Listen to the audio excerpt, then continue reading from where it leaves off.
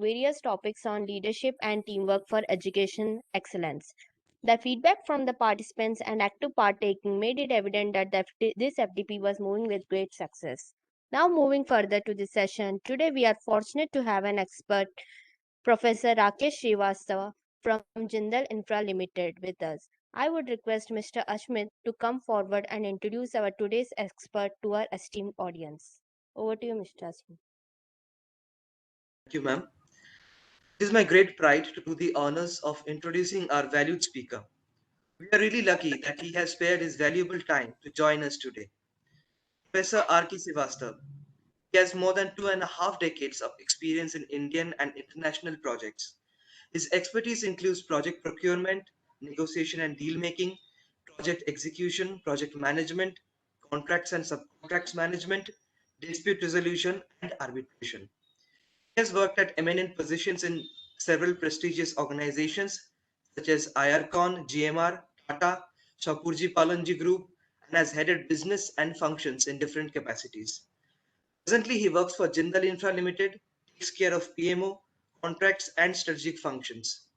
He holds a bachelor's degree in civil engineering, and apart from PD diplomas in management, he also has a LLM from National Law University, Delhi.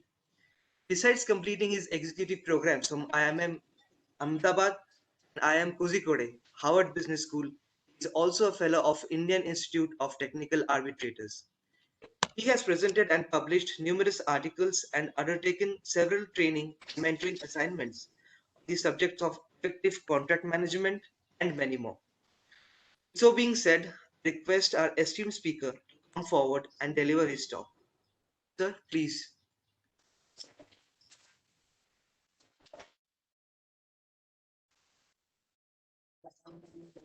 Excuse me, sir, you are on mute. Yeah. Am I audible now? Yes, sir. Yes, sir. Can you hear me? Yes, sir. Okay, thank you so much. Thank you, Asmit, and thank you, Priyanka. First of all, I'm not a professor, so I'm a very simple person with a techno-commercial legal background, and I am basically in the leadership position and Jindal Group right now. See, we are into a virtual meeting, so I will appreciate if all of you can switch on your video so that we can at least see each other. That would be great because then I may not be able to understand whom I'm talking to. And I believe that when you are also taking online courses, you must be also telling your student to switch on your video so that you can see to them whether they are able to understand or whether they are able to catch up with you or not. So whatever position you are into, I request everybody to at least switch on your video so that we can see each other. And thank you for sparing your time, and thank you to Central University to give me an opportunity to talk to the mentors who has mentored us maybe 30 years back, maybe 35 years back. The personality would be different. That is the only difference. Good that some of you have switched on your video. I request others to switch on a video, and uh, uh, I was not aware that today is the last day of the session, and for the last 3 days there has been a lot of talks on leadership. This is what I gather from what Priyanka was saying right now.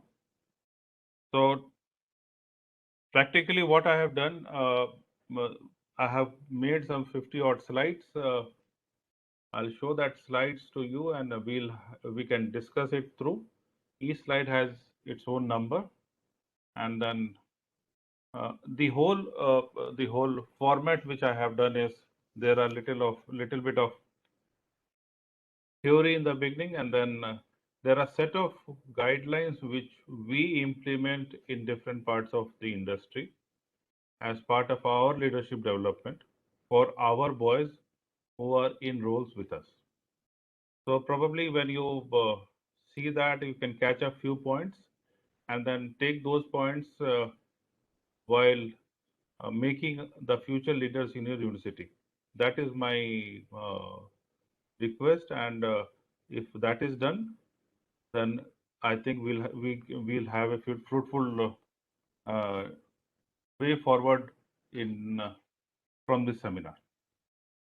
Thank you so much, and let me share my presentation. Can I have the share rights, please? Yes, sir, you can. Okay, thank you.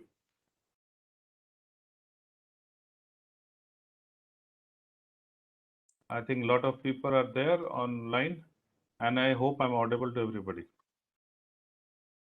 Yes, sir.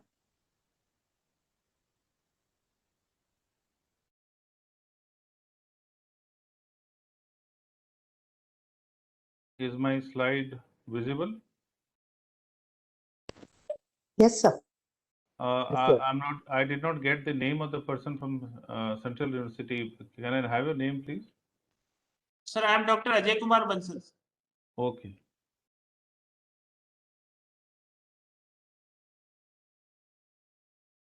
Dr. Bansal, you are able to see my presentation, I believe. Yes, sir. Yes, sir. Yeah, thank you so much. So the topic which I have selected today, and I'm not sure whether it has been dealt earlier in your FDP or not, is effective leadership development in higher education, both at individual and group level approach. So there are a couple of points in this. First is effectiveness of leadership. Third is how to take that in the right perspective for developing in the higher education, and how to take that into individual level as well as group level approaches. So these are the four basic buckets in which we are going to deal with for the couple of hours. There would be repetitions somewhere, but please do not take those repetitions in a in a way that it is a repeated matter. There are hidden meanings and interpretations in that. You need to read that and take that accordingly. See, the world is presently going through a very in a turbulence, and the leaders are available all over the world. Whether the present context I'm talking about is the coup which has happened in Afghanistan. In fact, they are also leaders, and they also have a leadership traits. We had USA, and they also had a leader, and they had a leadership trait. Then we have got China, we have got India, we have got Pakistan, we have got North Korea, Japan, and all these countries. We have got various leaders, and each one has its own influence in a circle, which produces a leadership trait in that particular culture, in that particular environment. Now, per se, what we have seen for the last 3 decades in the industry is nothing is wrong or nothing is right. All leaders basically creates a aura in and around themselves, and then they create a leadership environment in which the people around them sail through, and then they bring out changes. I hope we all agree with this. So first of all, we need to remember that leadership is it's a very broad term, and they are brought in by the leaders who are present today and who has got an influence on tomorrow. Let me set the context once again. In the 1970s and 80s, when we were taking our education from esteemed professors and lecturers and teachers like you, we were told to become good managers. and it continued till 90s. Thereafter, the millennium came, and then we were told managers is not the future. You need to develop to become a leader, right? So at each level now the leaders we are trying to develop a leader at each level so that they can take up the task independently. So leaders are developed at each level, whether he's a class 6 student or class 8 student or class 10 student or a graduate or a postgraduate or whosoever it is. So we should remember right now that gone are those days when we used to tell the students, please become a manager, because manager word is basically an obsolete in industry right now. And we per se do not like this word because we don't want to manage. We want people. Somebody is not getting the audio, so please you need to fix it up. No, sir, we are getting the audio, sir. No, Mr. Sanjay was telling that he was There will be issue in that their basis, sir. okay. Okay. Thank you. So, what I was saying that in industry right now, we are not very bullish on the term manager for the simple sense that we we do not have time to manage things right now. We require people who can lead a product, who can lead a system, who can lead a process, whether he is at a junior most level or at the senior most level, and then accordingly produce a product which is acceptable to the industry, acceptable to the uh, whole company and organization. See, initially now I want to set the context. That is why I'm not showing the slides and I'm just telling you what, my thought process. Okay. Uh, so keeping this into view, I would like to move ahead right now.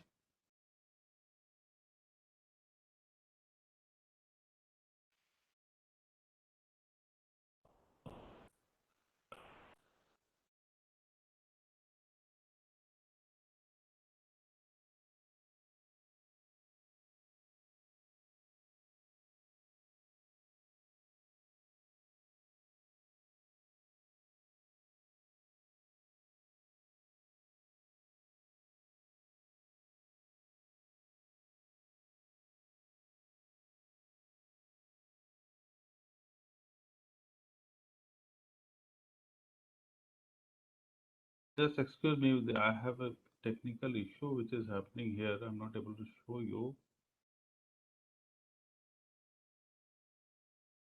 Sir, this is a PDF document. That is the reason I'm not able to.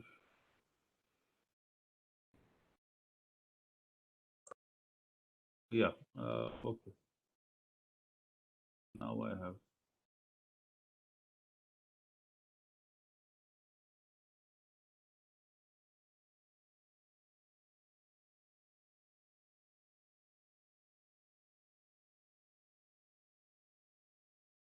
Mr. Vatsal, this is visible now?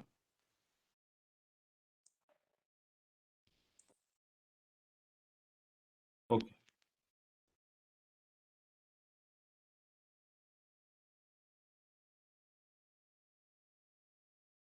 Today's leaders, regardless of whether they are in the corporate world, like we are in the corporate world, or in higher education.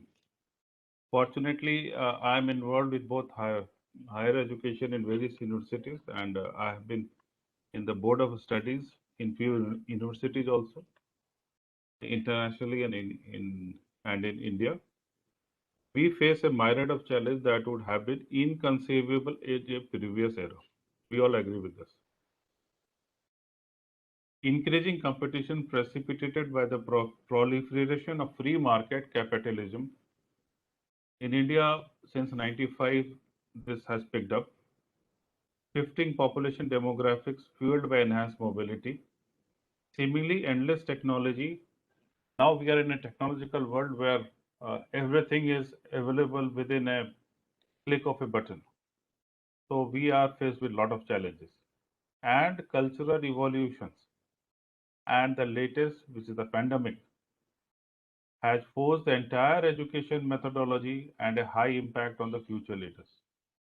I was just talking to a uh, few placement officers a few weeks back and just asking what is the situation.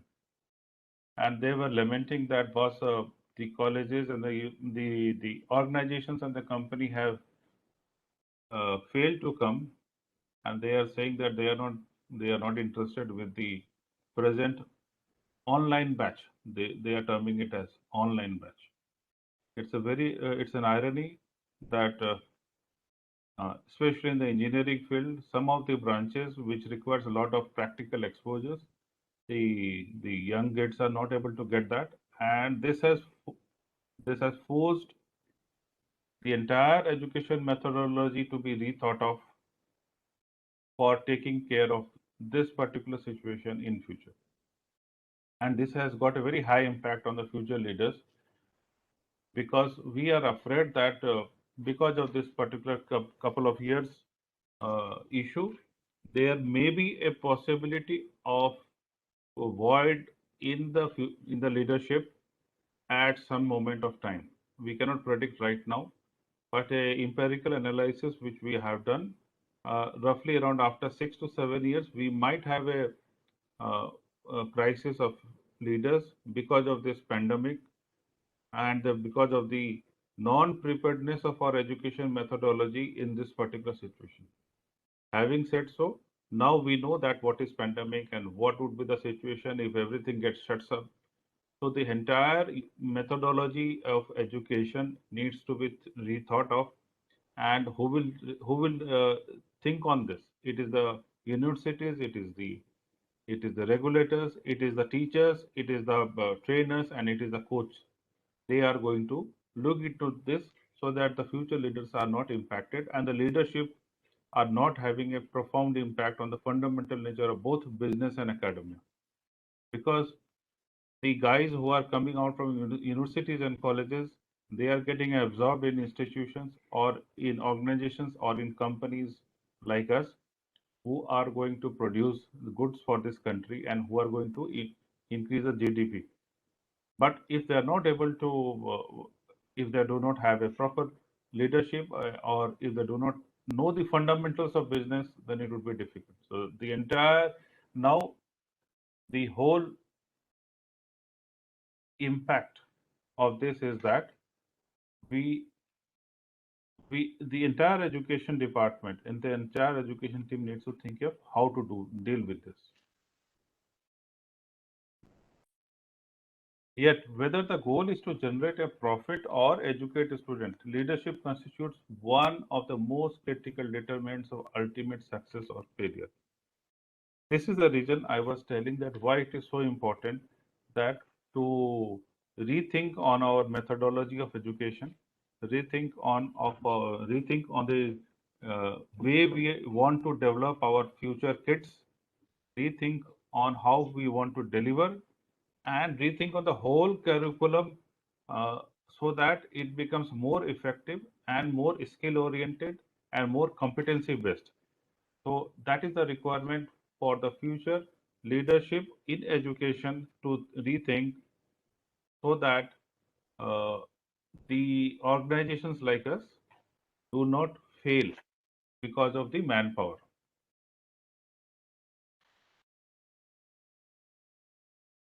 Having said so, uh, I will dwell on a framework which is based on traditional and contemporary leadership theories. So a little bit of theory, and this is what we have also learned from you all, that in any training, first of all we need to deal with the theories. So let's uh, go through quickly, and then I have a framework what we should do. Let's talk about traditional leadership theories. What is that? The first is the trait approach. What we focus on? We focus on the personalities. We focus on the motive of the particular person. We focus on the values and skills of natural leaders. So, first of all, we need to see who are natural leaders.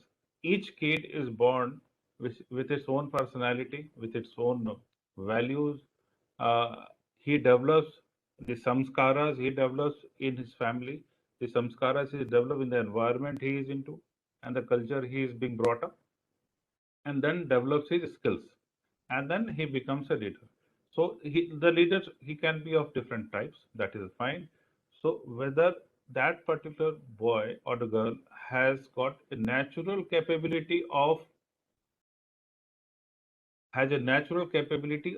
becoming a leader or not is the first approach theory of a traditional way of thinking of leadership. But the question is, none of these traits was superior. This was said by Stotkill in 1948 itself. The second approach is behavioral approach. As the word says, it's a dichotomy of leadership behaviors such as consideration and initiating structures. It talks about concern for people and procedure. So, if you see the developed countries, uh, especially the Europe and US, they had a lot of focus on this behavioral aspect, and they selected leaders based on behavioral approach because their way of thinking was if the particular person has got a good behavioral approach, then probably they can mold him to become a better leader. So this was one of the approaches. That is why this is known as behavioral approach. Now, when we started in 90s to focus a little bit on leadership, then came the first year of this decade. Our focus was also on trait and behavioral approach. And the third traditional leadership theory is contingency approach. Now, what is contingency approach? Contextual factors influencing leadership process, such as characteristics of environment. So, a few minutes back I was telling, every boy or a girl has a inbuilt leadership capability. Some may have more, some may have less. Now it depends on what is the environment he is being brought up, what is the environment he's been trained into, and what are the people he is surrounded with. Uh, who are his seniors, who are his subordinates, and what are the tasks and task structures he is leading into. So all this put together, uh, this gives a basically a position of power to evaluate his performance, and then we come up and say that okay, fine, you are a leader, or you can lead or you may not lead. See, in any industry there are two types of people: one who does the job, second who leads the job. So basically, when we select a people or when we select a boy or a girl, there are various methods we are selecting. One is the leadership assessment, and these are the traditional way of assessing the young leaders. Now, what is the contemporary educational leadership theories, which we are more interested into? And right now, these are one of the uh, uh, ongoing theories which are being practiced. First is transformational leadership. Now, what is transformational leadership? It talks about shared decision making. Very important. It is talk about shared decision making. I may know something, Mr. Garg may be knowing something, Mr. Bansal may be knowing something, Mr. XYZ may be knowing something. But are we sharing? If we are not sharing, then how can we how can we develop the organization? So, transformation leadership talks about shared decision making, uh, teacher empowerment, understanding and encouraging change. It's very important for the leaders in the universities. I was just talking to one of the uh, owner of a large university who carries around 50,000, 1 lakh students along with him, and he happens to be a member of parliament also. And uh, I was talking to him, what do you do? How do you develop such leaders in your colleges, from your university?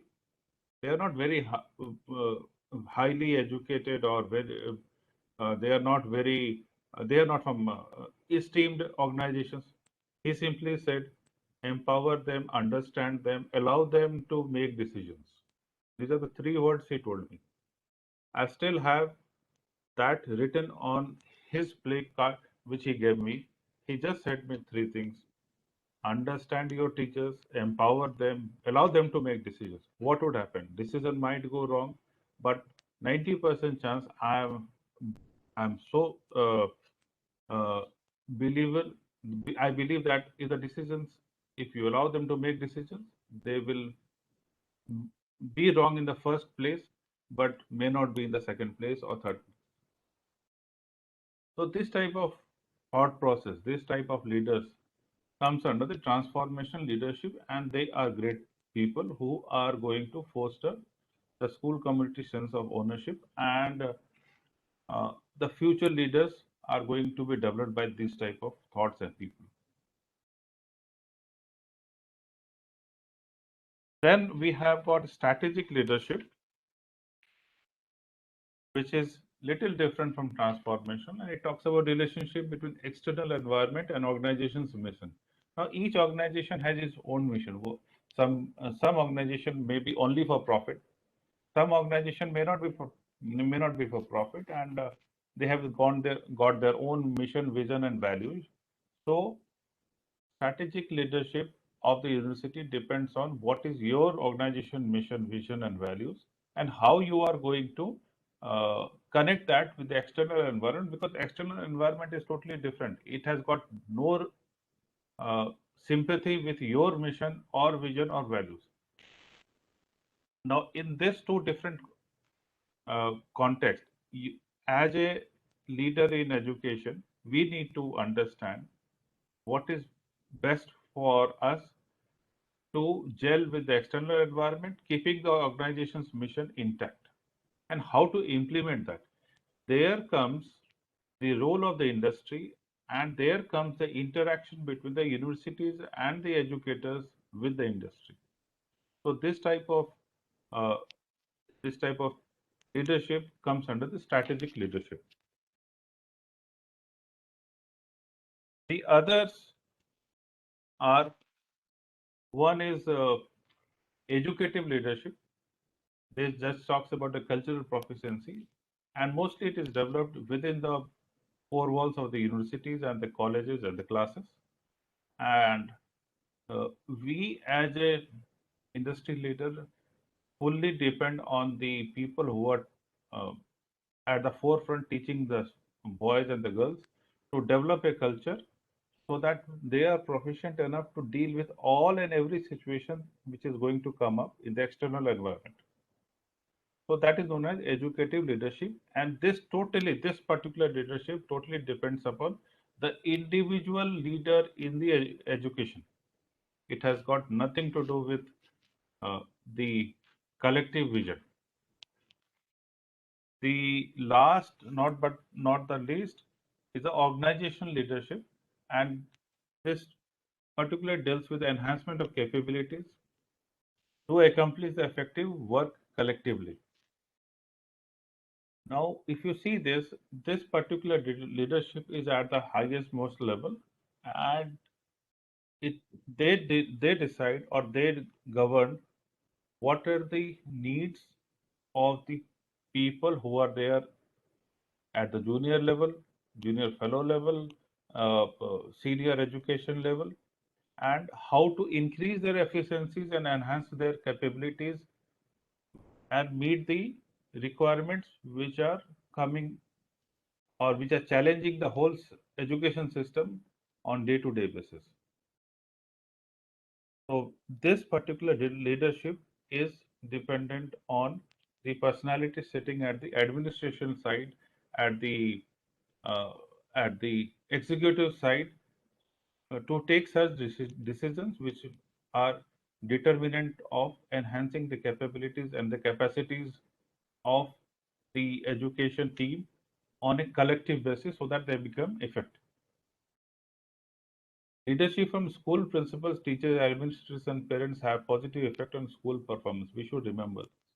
Now, if you see this whole, I'll just go back to my slides. This to educative leadership, sorry. educative leadership and organizational leadership. You see when it has come 2003, 1995, transformation leadership 1992, and strategic leadership 1997. And if you see the traditional one, they are in 1948, 1964, 66, 73. That is what I was saying. Initially in the 70s and 80s, we were talking about traditional leadership when we were making the managers, because we required those managers to manage the things. And from 90s onwards, we require leaders, and that is the evolution of leadership theories in the whole education system, and it is developed by the leaders both from the education side and from the industry side. Let me talk about something about generic organizational leadership functions. Mr. Bansal, you are able to hear, or others are able to hear or understand, or am I too fast? Yes, sir. We are listening. We are getting. Am I too fast or too slow, or is it's fine? Fine, sir. Fine. Okay. No, but Thank you, sir. in virtual class, it makes a little difficult to whether people are listening or understanding or not. That you are also aware of. That is why I just wanted to ask this. Okay, fine. Thank you so much. And let's move ahead with the uh, generic organization leadership function, which is expected from everyone.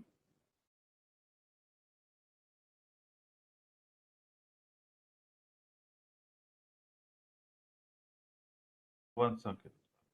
Yeah. So it talks about aligning tasks with objectives and strategies, build commitment, optimism, trust, and cooperation, develop and empower subordinates, encourage and facilitate collective learning. This is very important. Encourage and facilitate collective learning is very important because this is what is, I'll just highlight this. This is what is required from the students or the interns or the people who are joining any organization to exhibit. If the students or the interns are shy in collectively working or facilitating, it becomes a difficult proposition for making them a leader. So this is one area I would like everyone to focus on. Then going ahead, interpret complex event that slowly it comes up. Organize and coordinate activities. This is another area which is required, and all our esteemed professors and teachers are requested to look into this particular aspect. Organize and coordinate activities.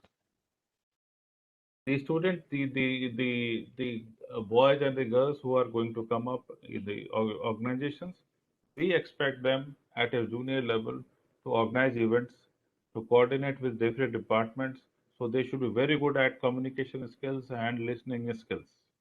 So these are few competency or the skills we look into, and that needs to be developed in the 3 year, 4 year, whatever time they spend in the college and along with you.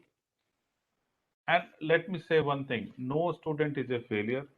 The failure, most of the, I'll say the owners of the failure, I'll rest with the teachers right now because there are so many methodologies of education and teaching that if a student is not very vocal or very he's introvert, it's a educator's responsibility to make him confident enough to come out and express himself.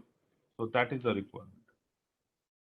Promote social justice and morality, secure sources and support, strengthen and collective identity.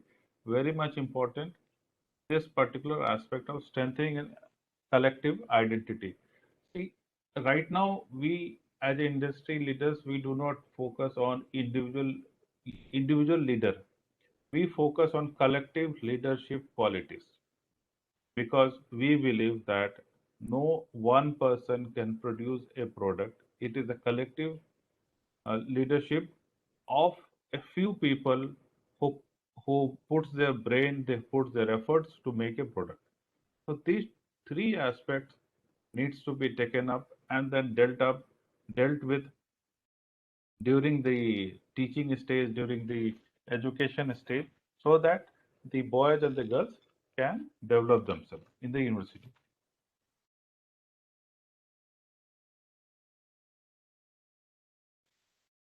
Okay.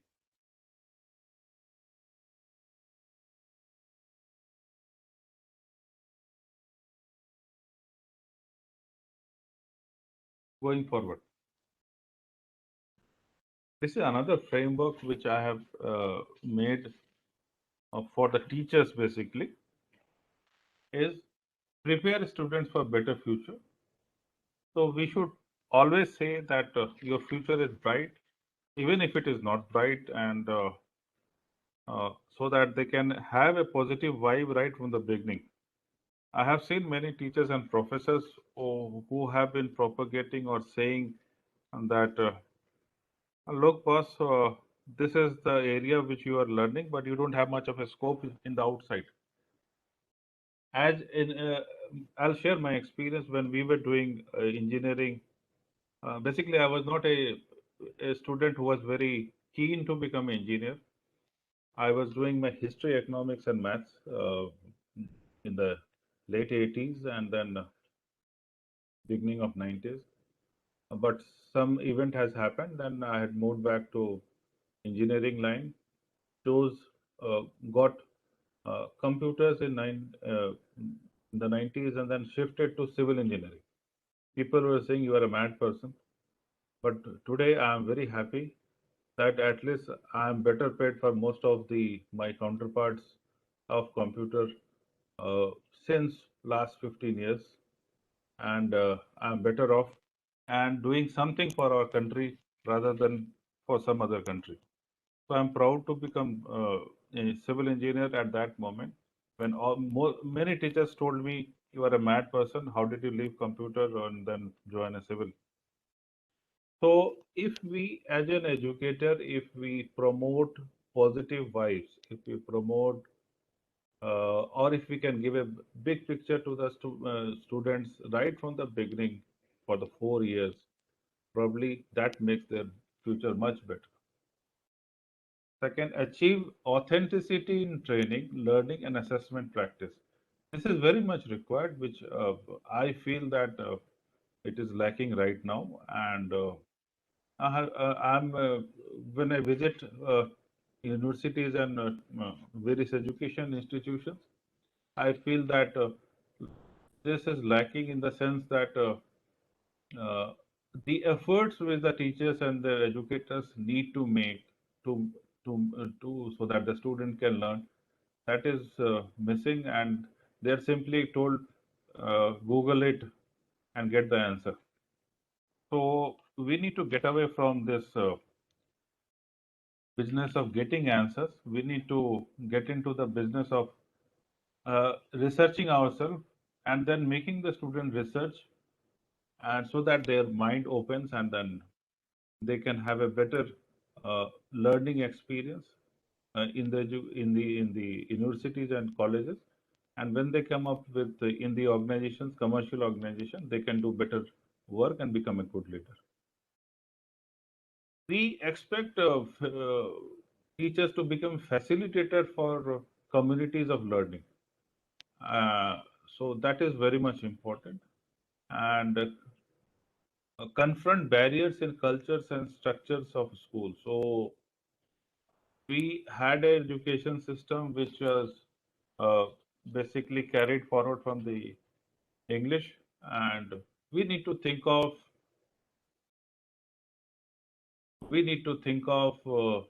how to get away from that and develop our own method of education, which is more proactive and more in line with the requirement of the environment which the student needs to go, whether it is a research, whether it is a engineering, whether it is a production, whether it is a legal, whether it is a financial. So all those aspects needs to be thought of. The whole curriculum needs to be reworked out. And if there are bottlenecks in this, the whole strategic leadership of the university need to sit together along with the student, along with industry leaders, to look for ways and means to include all those which are not there as part of standard curriculum, so that the student coming out from your college get to know all these fundamentals, and then they can excel and become a good leader right from the first day. Translate ideas into sustainable action. This is very important, that we can give an idea, but whether that idea is sustainable or not also needs to be evaluated. It also needs to be sustainable. So lot of ideas comes up. Fine, brainstorming needs to be done. Ideas needs to be jotted down, deliberated. Out of the 100 items, one or two items need to be taken up, implemented, sustained for a period, and then it needs to be left with the normal production line. So that is how the whole education system needs to be developed. See, uh, uh, I'm also a father of, my son is in engineering now, and then I'm seeing the way the teachers are teaching them is fantastic. They have started like a steam engine. Now they're trying to develop into a diesel engine, and then finally when they go in the fourth year, it will become a bullet train. So that is the uh, graph which all educator needs to bring in the system, so that the student gets better equipped, better nurtured at the university level. And the most important is nurture success culture. We all have been teaching our people, our students, everybody, that you should focus on your weak points or the areas where you're not strong, and then develop on that. I go in a disruptive way. Why should we do that? Why can't we focus on our strong points and develop on those points, so that it becomes more stronger and stronger, and then our weaker points get captured in that, or get concurrent in that, and uh, we excel with our strength, rather than we spend our time to improve our uh, points which are not of our strength, and then spend time on that. So I would like all the educators to to celebrate success and celebrate the culture of success during the period the students are there along with them, so that they come up with a very positive mind and focus on their strengths.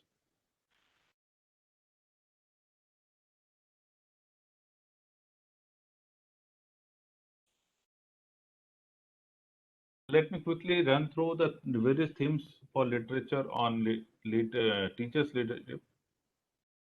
One is individual teacher leadership role, and second is teachers leaders on the job training, and the third is conceptualization of teacher leadership, being central to building professional community and renewing schools cultures.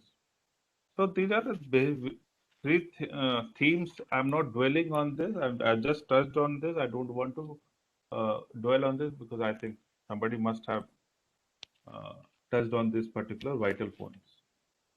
The most important is all the teachers, all the faculty, all the professors, whether you have learned 5 years back or 1 month back, needs to have on-job learning experience day in, day out.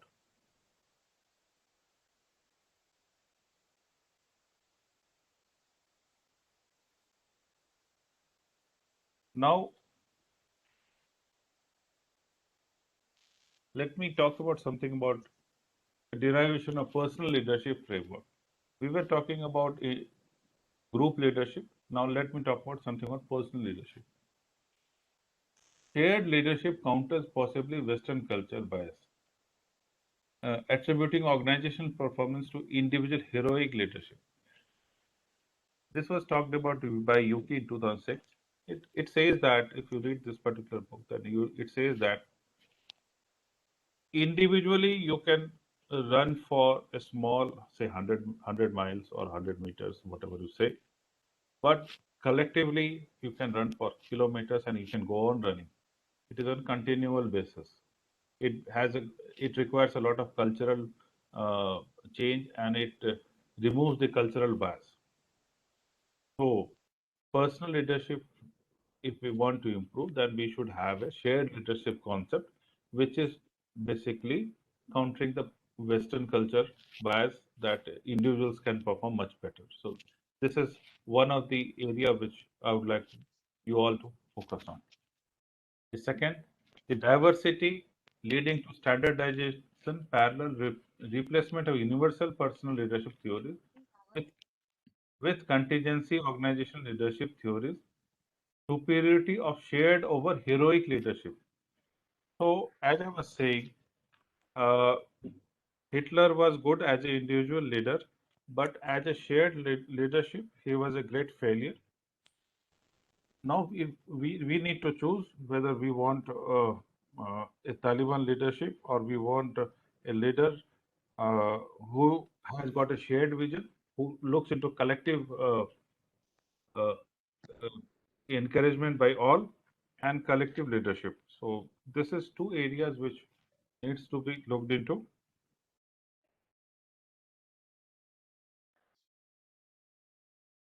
Flawed processes more responsible than individual failures. Please remember this.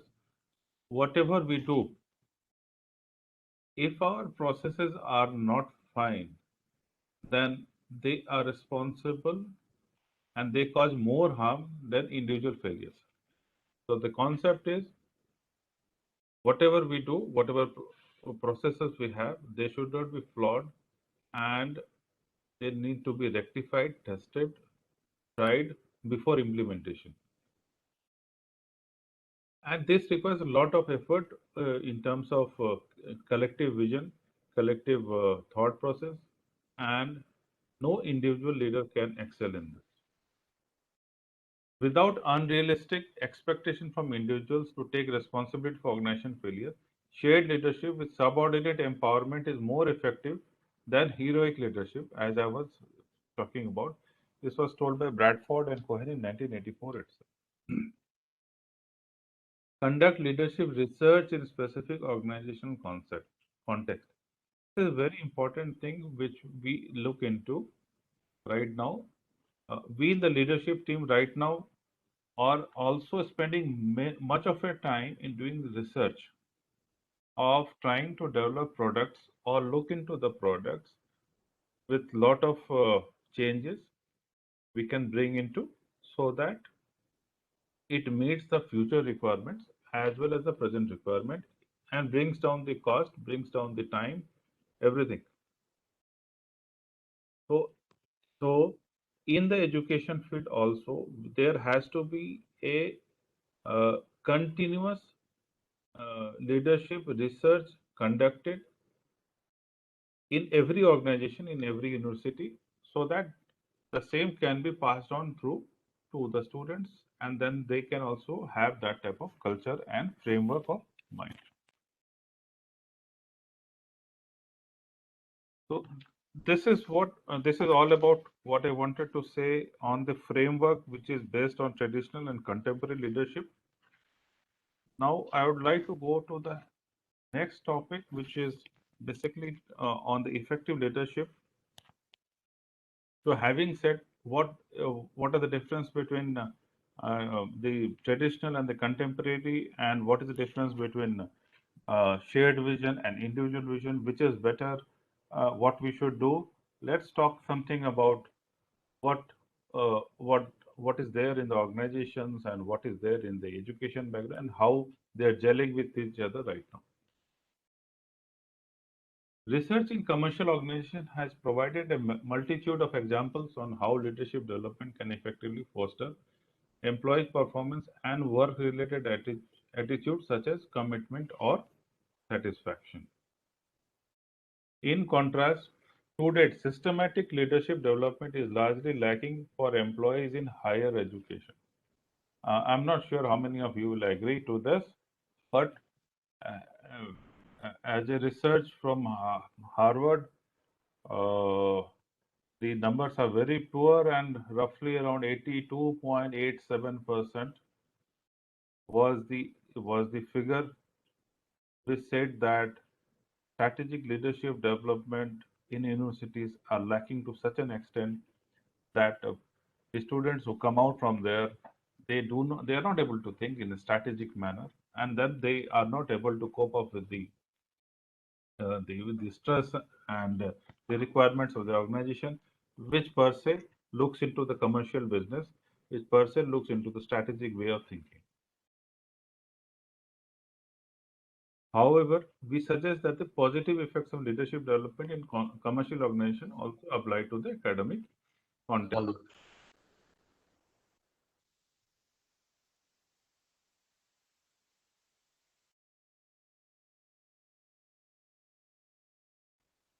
Thus, the purpose of this presentation is to present two approaches. So, if anybody is interested, they can make a note of this. And I have done some research on that. There are the two approach to the development of leadership in higher education. This is my uh, context which I'll be dealing henceforth. The first approach constitutes a leader development, and I had made a difference between leader and leadership. The first approach constitutes a leader development initiative for junior faculty on an individual level, whereas the second focuses on development of leadership within a university department on a group level. So we need to appreciate the difference between leader and leadership to understand the whole difference and concept of leader and leadership. The presentation also provides recommendation for establishing and evaluating effective leadership development in higher education. So I have made some recommendations. It is up to you to take it forward or not to take it forward. So that is how it is. Let me talk about something about effective leadership. What is effective leadership? It is central to any organization's success. Universities are definitely not immune to this for effective leadership, as they face similar challenges as any other organization.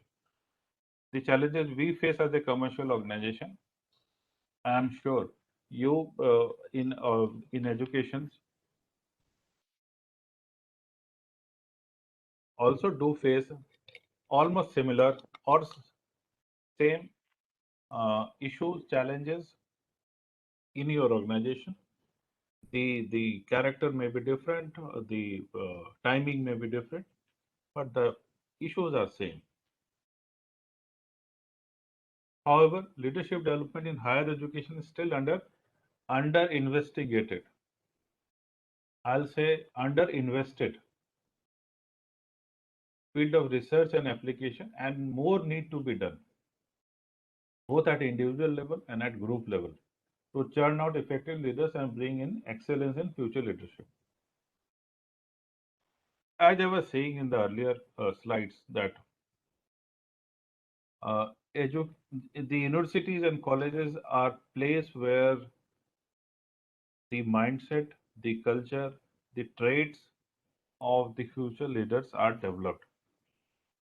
There are two ways of developing: ask them to develop or be a part of their development. Choice is ours. I would recommend that each and every individual of the university who are part of the faculty of teaching or non-teaching should be should participate with the students and the industry to do a lot of research and develop applications, so that they can they can churn out effective leaders, and we in industry can get uh, I'll say we look forward to ready-made products rather than we turning out students to leaders and then spend 5 6 years uh, uh, another 5 6 years in making them productive. So that is the requirement. To date, faculty are appointed to a senior. I'm not sure what happens in Central University, but this is my individual perception. Uh, to date, faculty are appointed to a senior rank based upon their deep subject knowledge, experience, and scientific accomplishment, a number of publications in the international journals, and all that. And they are not appointed based on the leadership skills. So this is one of the area which uh, we feel that it is a weak area. Subsequently, senior faculties hold leadership positions without adequate preparations. I hope somebody, at least somebody, will agree with this.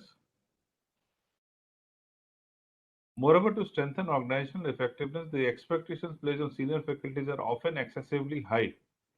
Often, academic leaders address the resulting work overload inadequately.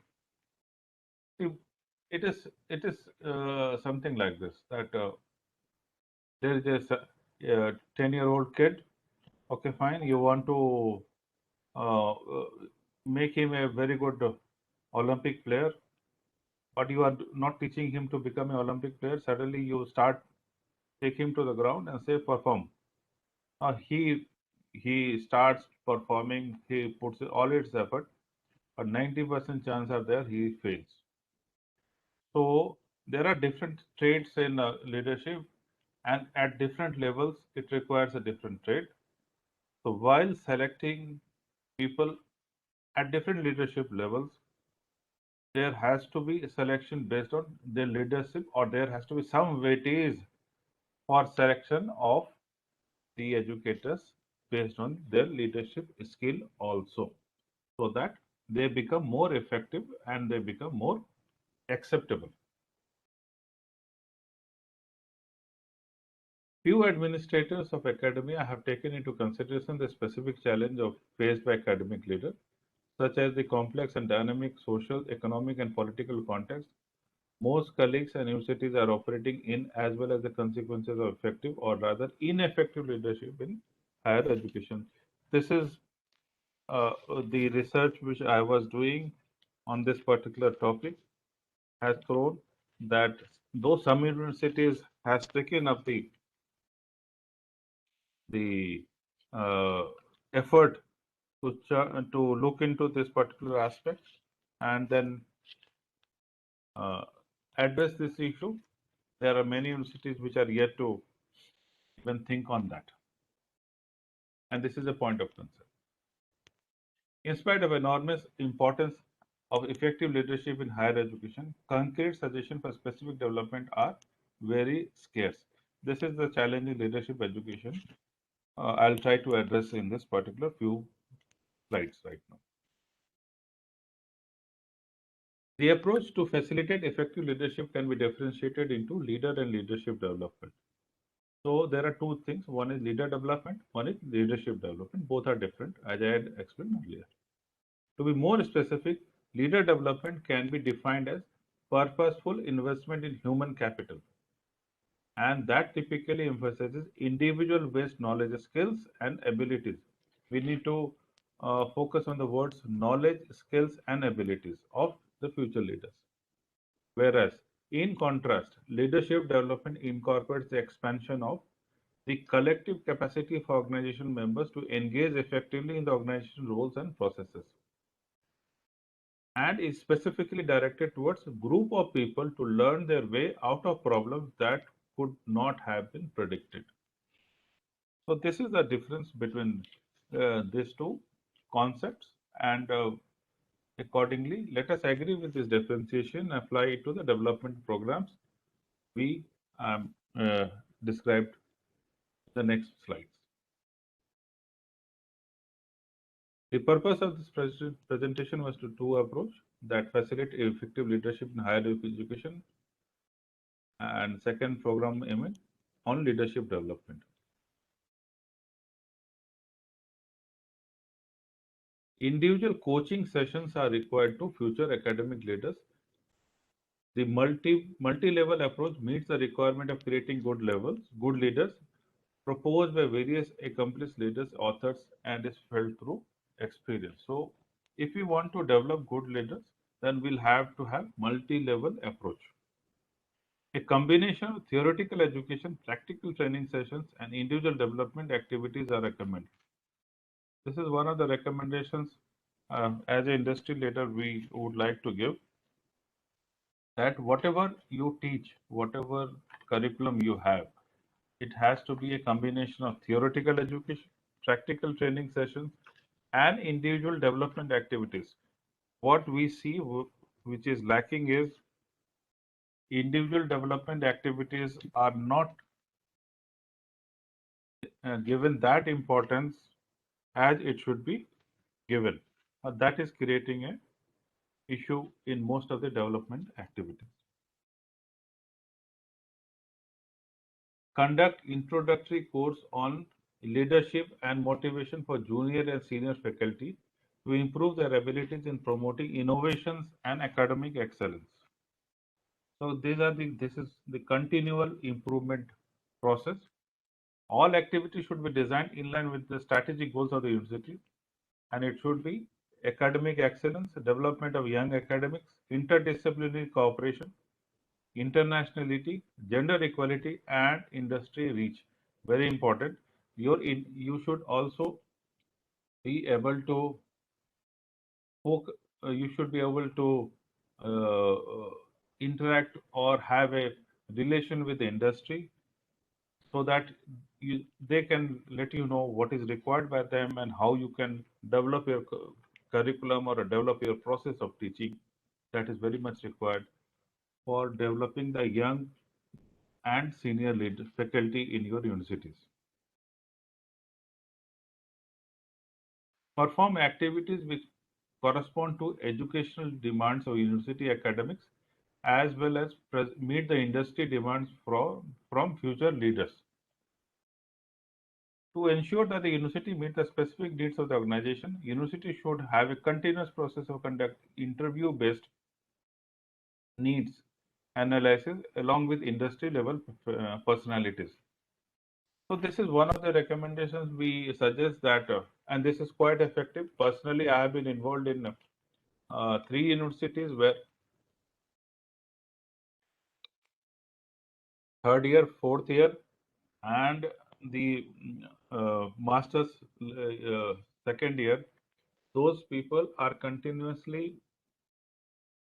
grinded by the industry leaders with respect to various interviews, various types of interviews, whether it is a stress test, whether it is a knowledge test, whether it is a practical test, or whether it is a collaboration test, whether it is a leadership test. All things are getting conducted, and then the type of people which comes out from those universities are a little different from other colleges. All teaching contents and methods should be grounded in theories and results from scientific research. I have been focusing lot on research. So the application of evidence-based concept for the purpose of practical training and coaching is a unique characteristic and an exemplary approach for better development of future leaders. So evidence-based concept and practical training and coaching. This is very much important. What we talk about. Earlier we had the mentorship. Now that concept is also fading away. The concept which is widely accepted is now coaching, and there has to be continuous training and coaching for the entire faculty, junior, especially the junior and the mid level, so that they can be developed into a much better way when they grow up in their life and have a enhanced experience. Let's talk about something on development of future leaders, how to do that. Junior faculties as future leaders are a particularly relevant target group for development activities as they profoundly affect tomorrow's universities. So the focus should be on the junior faculty. That does not mean that the mid-level and the senior faculty should not be focused on. but they require focus on a different aspect, more on a strategic level, more on the organizational leadership level. But junior faculty requires a lot of uh, uh, pampering, lot of force, so that they can be developed into future leaders who can become effective when they grow up. Junior faculty development can be seen as one of the specific approach to leader development that is directed towards young talent on an individual level. However, most universities have left the field of developing future leaders untouched. I'm not sure about Central University, but this is what I have thought of, and this is what I have felt, and that is why I am writing this. That most universities have left the field of developing the young leaders untouched, and existing programs are rarely based on sound theoretical backgrounds such as transactional and transformational leadership, which I talked earlier. But this is very much required, and if we do not do this, then we may not be developing future leaders, and the leadership cannot be effective. Additionally, the evaluation of leadership development activities faces specific challenge, and as a result, the programs are often not evaluated according to scientific standards. Now, we make programs, but do we evaluate that whether it is effective or not effective? That also needs to be done. Multi-level evaluation criteria and multiple methods of data collection are lacking. However, they are necessary to improve the validity of evaluations.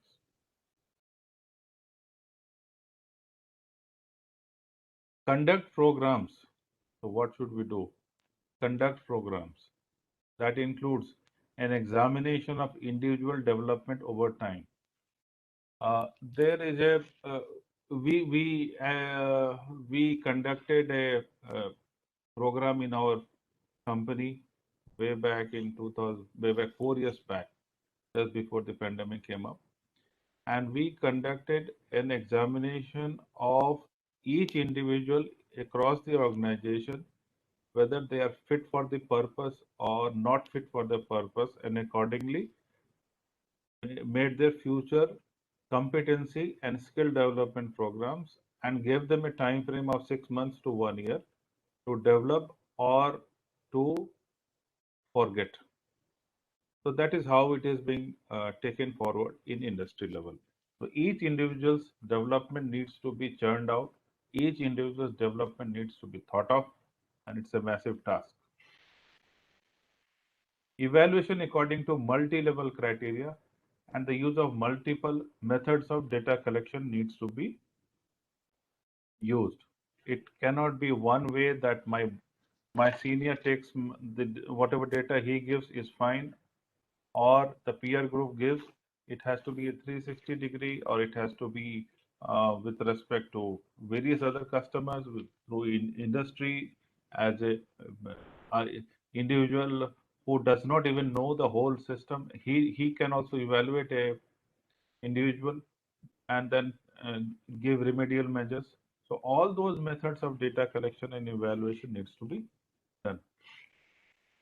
Design the program that support promising junior faculty with regard to their leadership skills. So once you are done with this, you should develop and design programs which will develop the junior faculty and enhance their leadership skills. As I was saying, each one has got a different leadership style and skills. Now that needs to be sharpened, and to do that, we all need to do all this which I have said earlier. Now, how to do a leaders development? Based on the findings of various workshops, qualitative needs assessments, and a review of research findings, the three main areas important to leader development for junior faculty are setting goals and priorities, interpersonal relations, communications and conflict, and career planning and work-life balance. Very much required. We are all human beings. So our career planning and work-life balance also should be taken into account when we make all those programs for developing the future leader. It cannot be that the program should be aimed at only the academic it has to be holistic. Methodological focus in the workshop should be on group discussion and peer coaching, very much required. The first workshop is followed up by 3 individual coaching sessions. Individual coaching sessions should be part of academic leadership development programs to help participants implement course content in their day-to-day work. Issues discussed during coaching sessions are individual decision making, leading and motivating student assistants, and conflict with colleagues. We generally, I have not seen many people talking about conflict management. These are very much important topics and needs to be taught for making the future or even giving good vibes to the future leaders. And the second workshop should be to cover career planning. So basically 2 workshops, one on the individuals and second on the personal basis. So this is one of the methods. Now, how do we evaluate? We did the program, we designed the program, we did the training. Now, how do we evaluate? The evaluation consists of various criteria. One is affective and utility reactions, learning, including immediate knowledge retention, very much required. Knowledge retention, how do we evaluate that? That is a method of calculations and it's based on empirical methods. And behavioral and skill demonstration. Third is transfer, indicating on-job performance. It, a guy who is in a particular job for a long, he should uh, uh, be transferred to some other job which based on his performance and in case his leadership skills are enhanced.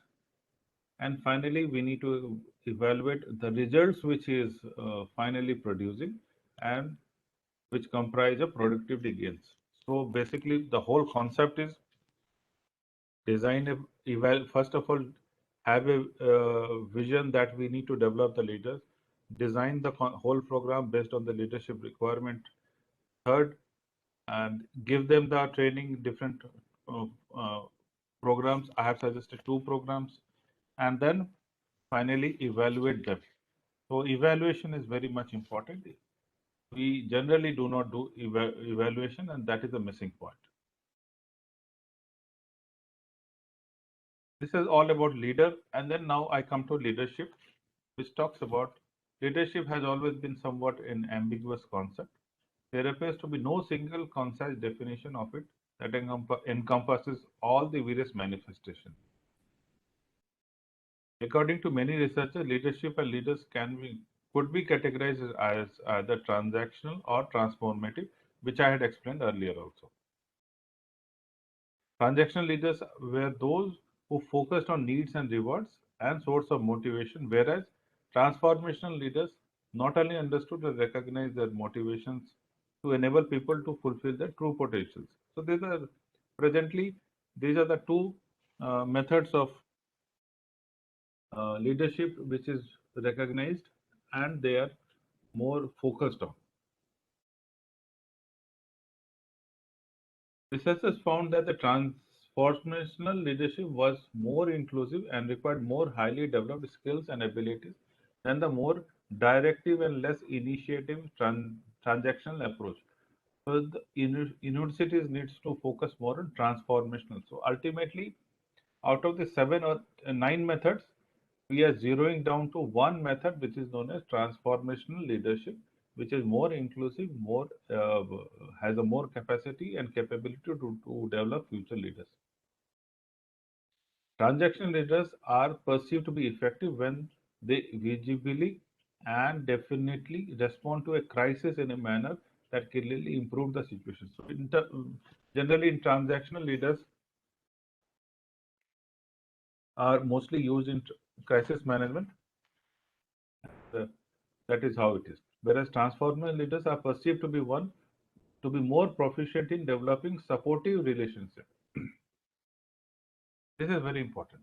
Transformer leaders are perceived to be more proficient in developing supportive relationships with those around them and in nurturing high-performing organizations. Very much required. And as a uh, as a coach, mentor, guide, you all are. It's that now the responsibility lies on you how to develop transformational leaders and to some extent transactional leaders. Therefore, it is very important that in academia, the leaders are identified with their inbuilt strength of being developed as a transformational leader or a transactional leader and then developed accordingly.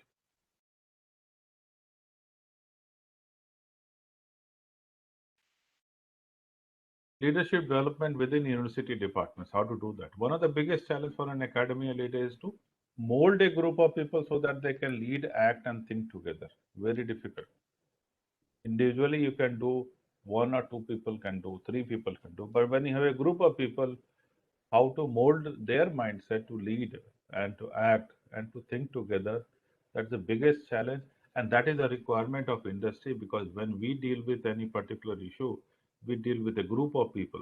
We do not deal with, on an individual basis, on a day to day. On a few items, it is on an individual basis. Otherwise, mostly on a 95% and above, it's on a group of people we deal with. So that is the biggest challenge we have. And in case we can focus on this particular subject, it will be great for all the industry.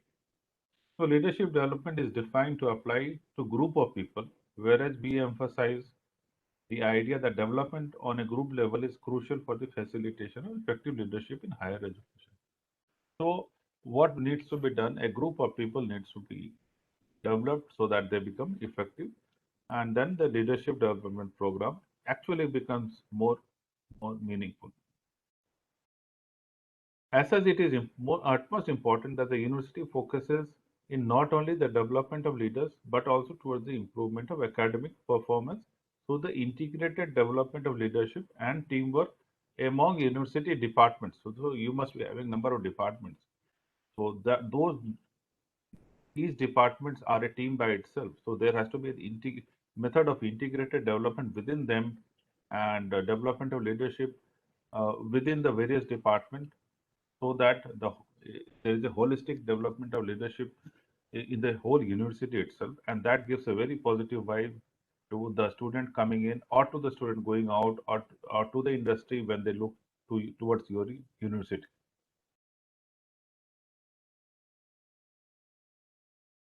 Leadership development by cooperation culture. Now, this is very much important. Cooperation culture provides a unique opportunity to implement specific empirically derived development activities designed to strengthen the department's leadership and teamwork. The starting point is through scientifically based analysis of departments, leadership, and teamwork process. So, cooperation culture is one theme which can be thought of when we talk about leadership development and teamwork within the various departments. The goal of the analysis is to identify particular strength and potential for improvement within the department. And what are the broad range of topics? We can have leadership style, communication, conflict management, workload and stress, job motivation, satisfaction, and strategies for dealing with change. Very much important, strategies for dealing with change. All universities, all education, or even organization, those who are not focusing on this particular important topic of developing or imbibing the need of development of strategy to deal with the change, do not exist after a particular period of time. Some great companies and universities have collapsed because they could not see the change coming. So that is the reason this is a great area of focus, and the entire strategic team of the university needs to look into this. Now I'll come to near concluding my session with 5 fundamental leadership practices which we should follow. It was discovered that leaders who consistently demonstrated extraordinary accomplishments within their organizations on a long-term basis tend to follow certain well-practiced different practice. Effective leaders seem to be almost universally proficient in 5 different categories of leadership practice. The first fundamental leadership practice is challenge the process, which implies that successful leaders are willing to take calculated risk. So the first fundamental is whatever process you have, maybe good, bad, whatever it is, challenge it to see whether they are fitting the present requirement. Do we require to change? Do we require to add something, delete something? Unless until you challenge it, this would not happen. Effective leaders also encourage and motivate their followers by providing challenges that constitute opportunities for personal growth and development. They view a failed attempt as a learning opportunity. Very important. So allow failures and encourage them to convert that failure into a great learning opportunity and to develop something much better. The second fundamental practice is inspire shared vision. The first one was challenge the process. Second is inspire a shared vision. So, as I told, leadership is a concept of group activity, not individual. So everybody has a vision. If they are inspired to share it, it's a great practice for leadership development, and this denotes the importance of precipitating a collective commitment to the future of the organization. Effective leaders help their followers connect to and become supportive of common mission. So once with this is done, the common mission is derived, and then everybody starts following up. I think everybody has seen how the ships move in a very disciplined manner, and I'm told that they don't have a mind, but I think they have a great mind. The leader walks straight, the entire follower starts moving straight, and this happens when there are collective decisions within the whole herd, where to go, what to do, what not to do. So all those planning and strategies are already developed, and then accordingly the inspiration with a of the shared vision is carried out by the leader. Third, vision enable others to act. So don't become a hurdle for anyone. Allow everybody to act is the third fundamental leadership practice, which refers to the importance of empowering followers in order to nurture true collaboration. So we need to empower them. We need to tell them, you come up with your own thoughts if we want to nurture true collaboration. Successful leaders develop trusting and participatory relationship, which inherently involves and value everyone in the organization. Without constituents to enlist, a prospective leader is all alone, taking no one anywhere. Without leaders, constituents have no energizers to ignite their passion, no followers, no compass to be by which to be guided. I may be a very good leader. I am number one leader in my organization. But what will I do if I don't have any followers? If I don't have any colleagues, or I don't have anyone to talk to? I'm a greatest failure. And if I do not allow anybody to perform, or always try to do a micromanagement, I'm a great failure. So, as a effective leader, we should enable others to act, allow them their own allow them their own environment, allow them their own space to perform, and then have a look of the hawk's eye to see whether how we can improve their leadership capabilities. That makes an effective leader in me, and that is how it should be developed. The same principle applies to all academia, all education, whether you are at a strategic level, organizational level, or at a different level. The fourth fundamental leadership practice is model the way. Means the successful leader consistently and consistently project an appropriate example for the followers. It For example, leaders tend to model effective leadership when they are seen as dealing with complex issues in a thoughtful and incremental manner. It is not that a leader just sits on his table and AC room and just says, do this, do that. It has to be, the leader has also to perform, and then it has to be demonstrated and shown to others. Look, I can also deal with you. If you can deal something better, it will be more appreciated. Furthermore, the values of the leaders must be consistent with those of their followers. So this is a very touchy topic. The values of the leaders should not be different from the followers. So suppose on a taking a digressing view, if the leader is a uh, perpetual bad man, and if he has got lot of followers who are very good manner, the whole system will collapse. Similarly, vice versa. So the whole folk, the whole group has to have the same values, same vision, same mission. Leaders who advocate values that aren't representative of the collective won't be able to mobilize people to act as one. This is very important that the whole value system, the whole mission system should be the same for everybody within that leadership group.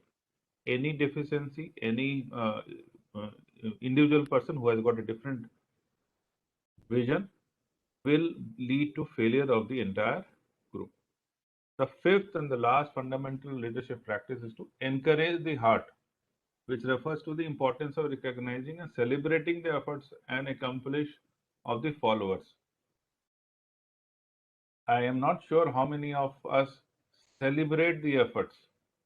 We recognize, we accomplish, uh, we recognize the accomplishment of followers, but we do not celebrate, because once we start celebrating, there are many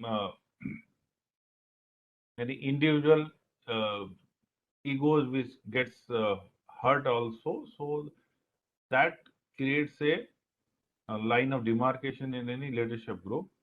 So what we are suggesting, and this is the best practice, try to celebrate the accomplishment of the followers, and then you see the change, how it brings in within the leadership group. Rather than focusing solely on formal rewards, effective leaders are quick to share the credit with others and to compliment followers in order to validate their contributions, enhance their credibility, and further motivate them. This is one of the defining characteristics of leader, one of the things that make constituents willing to be led. So that person has our best interest at heart and wants it to be successful as possible. Once you have this particular feeling among your followers, the entire herd will walk as you want, and that is how the top leadership is developed. So these were the 5 fundamental leadership practice which we need to practice in academia also. I'll just rewind once so that it's a very important enabler for developing the leadership. First is challenge the process. The second is inspire a shared vision. Third is enable others to act. And fourth is model the way. And the last but not the least is encourage the heart. So these are the 5 best practice of leadership which we need to also bring in our universities and academia to enable the future leaders development. Now let me talk about something on academic leadership. Effective leaders understand the people with whom they work, their roles, their functions, of the specific jobs and the larger structure. This is essentially true in higher education. Leadership in academia is little complicated by the dynamic social, economic, and policy context in which most colleges and universities operate. To be successful in higher education, leader must be intuitively cognizant of the unique factors that characterize most campus environment It is important to keep in mind that higher education compared to its societal counterparts has yet to evolve into a mature industry. So, per se, the research says that it is yet in the development stage and lot needs to be done. In reality, most colleges and universities are complex and unique entities, although they do share common characteristics with respect to their organization. So once again, I am repeating, to be successful in higher education, the strategic leadership, the organization leadership, the top leadership must be intuitively cognizant of the unique factors that characterizes most campus environments. So then the sanitization of the campus, the understanding of the campus, the people around it, everything is required to, and data is to be collected, research is to be done to understand what is required, what is not required, and then accordingly develop themselves. It is little complicated than in comparison to organization, commercial organizations. Because in commercial organization, we know that 500 people or 1,000 people are with a particular background. But in universities, who get intakes from a different background, different society, it takes time for the leaders to understand them, and that is the skill set they are supposed to develop. How fast they can understand the guys who are coming there. Let me talk something about the leadership, teaching, and research. At the outset of the 20th century, the focus of academic staff began to move away from the student, the personal side of the education, toward the discipline, the academic side. Due primarily to the rising influence of Western model of higher education, the role, expectation, and responsibilities of faculty changed accordingly, as an increased emphasis on research and specialization began to overshadow the importance of personal growth, general studies, and ethical dimension of higher education. This is what I was talking about. 20th century is different than 19th century. Today, the requirement, the need is little different than what we required earlier, and our education system, our way of teaching, accordingly needs a lot of revision, and it needs a change. However, the standard for what it is taught should be determined not by the subject but by values. Indeed, with the decentralization of many of today's colleges and universities, the institution focus has moved much more explicitly from teaching to research, and more is to be done. It is also observed that it is common for many university departments to operate almost completely independently of any direction from a central office. I have I have been part of some incubation centers in some universities. I'm not naming that for the sake of confidentiality. And in this incubation center, there are certain faculties also, there are certain students also, and we do a collective research and a lot of developments. So this is one hint I can give you so that you can think of in your university if you like that. Okay, now let me conclude my whatever I have been talking for so long. So, how to facilitate effective leadership in higher education? And as I said, I was with the two approach system. First, to focus on leader development on individual level. Second, to focus on leadership development on departmental level. So this is the first uh, conclusion I wanted to uh, put on. From the organizational experience in implementing these programs and concepts, the four major recommendations for leadership educators in higher education, which I would like to suggest, is exact fit of teaching content, very much required. The specific challenges of higher education is ask for an exact adjustment of teaching content. Please mark the word, it's exact adjustment of teaching content. I am not saying to get away with what you are doing or to add what is not required, but adjustment of teaching requirement, content which suits the changing and challenging times and meet the ever changing requirements of the industry. We suggest that leadership educators should integrate the specific topics relevant to future academic leaders and industry demand, that is long-term career planning, goal setting and work-life balance, continual interaction with industry achievers and leaders, and adapt their teaching content accordingly and recalibrate it with additions and refurbishments of topics of demand.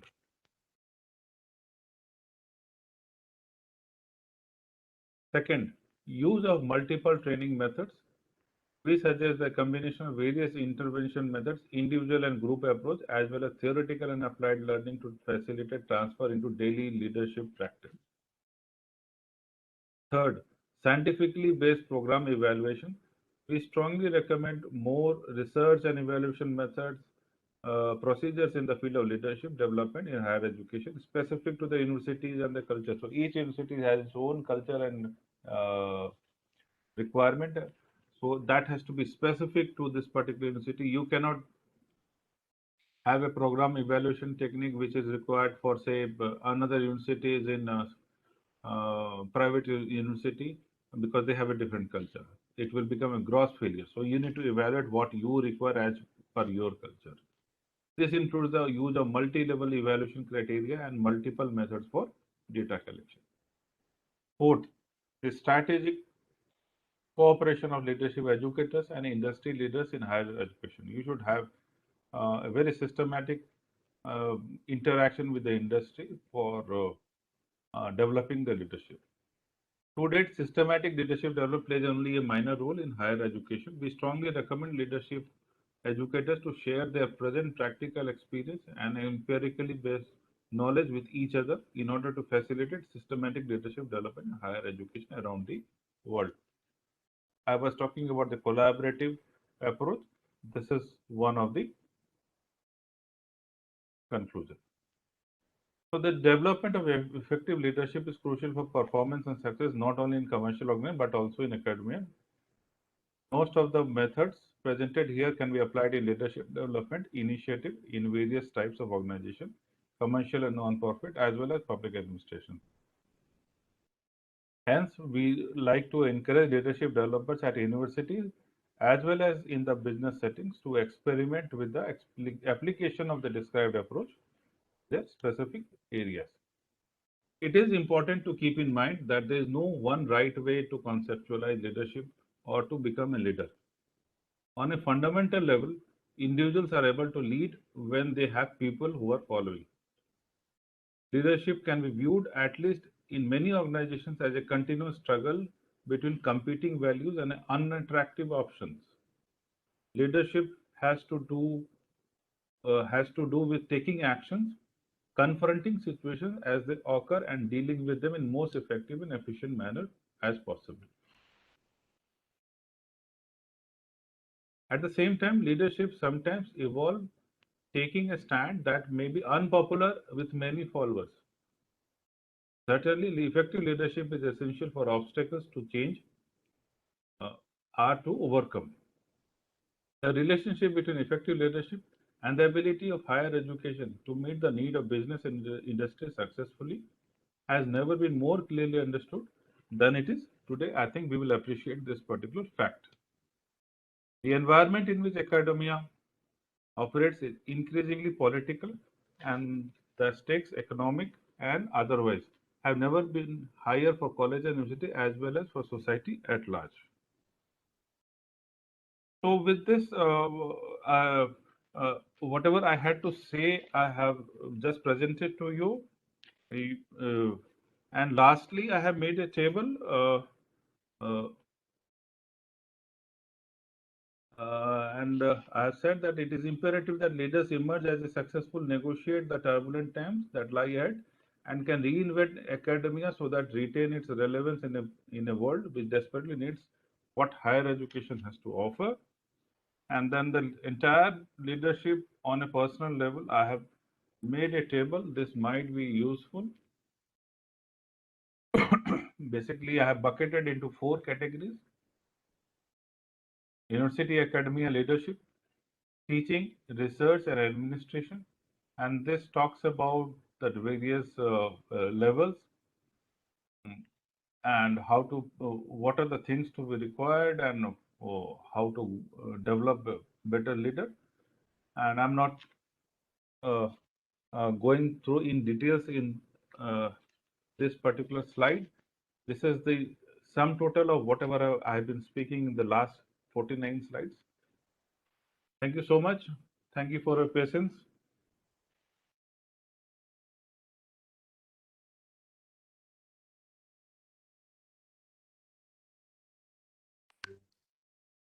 If participant have any questions, they can ask.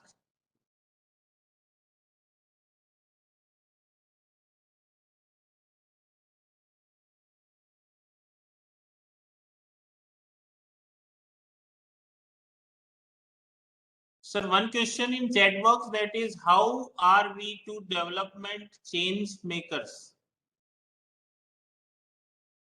Okay. How are we to? Development change makers. That means you want to ask how we will develop change makers. Okay. First of all, we need to become a. I had shown in my slides the 5 different leadership practice. We need to follow that, and first of all, become a change maker ourselves. Then we can imbibe that culture for others to become a change maker.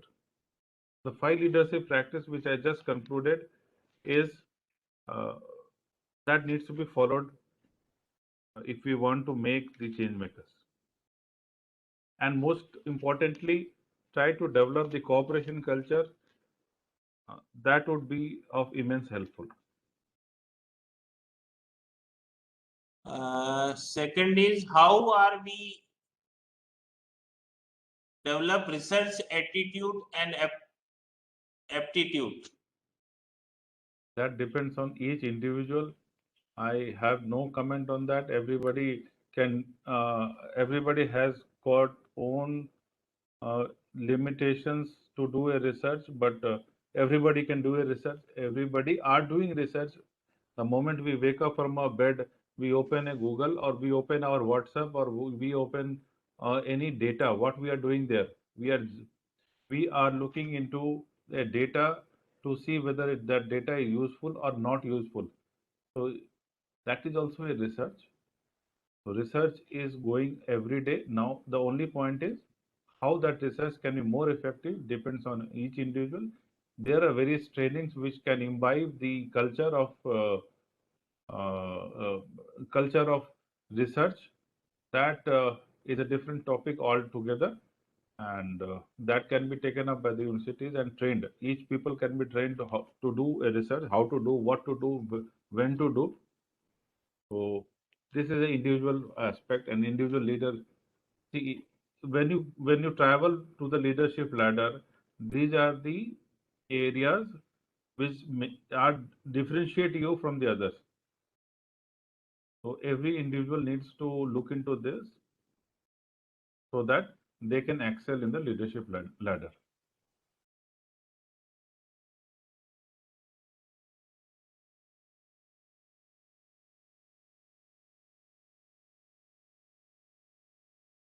Sorry, how to sensitize the students' cultural crisis? How to sensitize the students' cultural crisis. Yes, sir. Okay.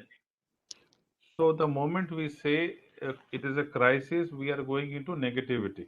I'll say this is not crisis, it is richness. So every culture, the students are coming from different culture, different background, and different samskaras. So everybody has got his own positivity. We need to, first of all, should not think as a crisis. It's a addition. It's a cultural addition.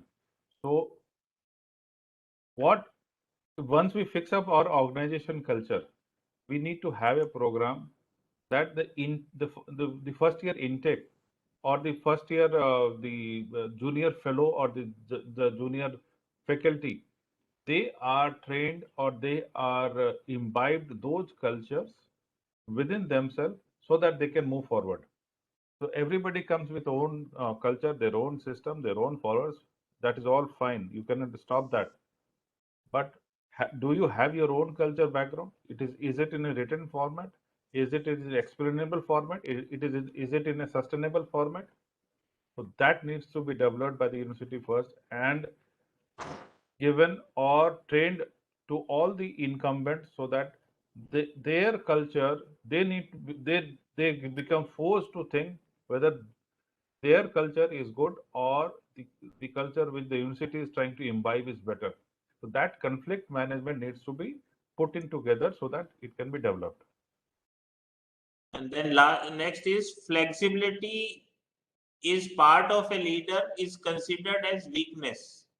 I don't think, see, so flexibility is the greatest, one of the greatest asset for a leader. If a leader is not flexible, then he collapses very soon. But there are positions where he need not be flexible, and that is the characteristics of a leader. And leader is known at those moments whether he becomes flexible or not flexible.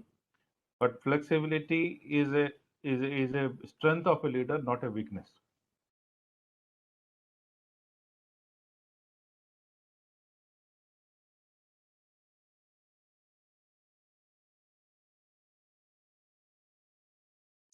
Thank you, sir. Thank you for your enlightened talk. We are very fortunate to have you with us in this faculty development program, and it is very good to see you. And I ask all the participants to please switch on their cameras so we can have a